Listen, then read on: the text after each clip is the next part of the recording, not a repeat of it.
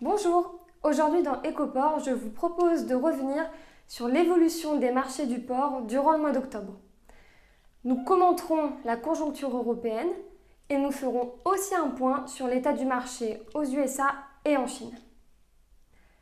En octobre, les marchés en France et en Europe accusent des baisses de prix face à une demande plutôt mesurée des abatteurs. En France, le prix au cadran a accusé une baisse de 14,5 centimes entre le début et la fin du mois. Le prix du porc perçu par les éleveurs français s'élève ainsi à 2,20 € le kilo moyenne mensuelle. Il s'agit d'un léger recul par rapport au niveau de septembre, mais les prix restent bien supérieurs à 2021 de l'ordre de 56,7 %. Le nombre de porcs abattus dans la zone Uniport recule par rapport à l'an dernier. Les poids de carcasse augmentent eux significativement de l'ordre de 750 grammes en un mois. Ceci reflète une demande plutôt modérée de la part des abatteurs. En Europe, la hausse saisonnière de l'offre est aussi accompagnée d'une nette remontée des poids d'abattage.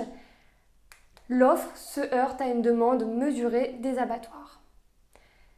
La situation des marchés du porc est globalement restée calme autour des fêtes de la Toussaint. Du côté de la demande, les exportations vers l'Asie n'affichent pas encore une reprise très soutenue, mais certains opérateurs témoignent d'une hausse des ventes des abats et au mois d'août, les exportations de l'UE vers les marchés tiers étaient aussi en hausse de 3 % par rapport au mois précédent. En moyenne mensuelle, le prix perçu par les éleveurs espagnols s'élève à peu près au même niveau qu'en France, à 2,20 €, un niveau bien au-dessus des prix allemands, danois ou encore néerlandais. En Allemagne et aux Pays-Bas, les cours ont décroché de 5 %, ce qui représente des baisses de 10 centimes par kilo environ. Toutefois, certains éléments sont susceptibles d'améliorer la situation sur le marché du porc, entre autres la négociation d'un accord de régionalisation entre l'UE et la Corée du Sud en septembre et la levée des restrictions sanitaires dans une commune allemande de la Basse-Saxe touchée par la FPA.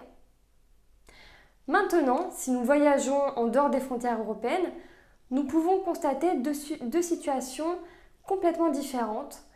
Aux USA, les prix reculent, alors qu'en Chine, les cours du porc continuent de se redresser. Alors, effectivement, aux États-Unis, le prix du porc s'est affaibli de l'ordre de 4,8 % en un mois. Il s'agit d'un mouvement saisonnier.